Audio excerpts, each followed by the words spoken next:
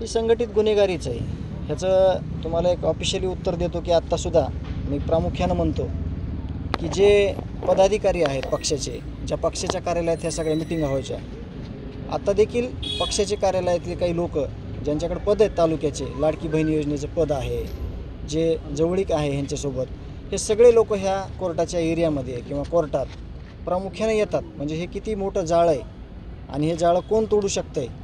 आणि कुणी तोडलं पाहिजे ह्याचं उत्तर वारंवार मी दिलेलं आहे की माझी विनंती आहे आपल्या राज्याचे जे उपमुख्यमंत्री आहेत अजितदादाला आज हात जोडून विनंती आहे की आरोपींचं समर्थन करणाऱ्या लोकांना कमीत कमी पदावर ठेवू नका, त्यांना पदावरून पदमुक्त करा आणि ह्यांना आरोपीच्या टोळीमध्ये सामील होत्या। मग त्यांना जो कायदा आहे तो कायदा बघून घेईल त्यांना काय करायचं ते। पण आता सध्या तरी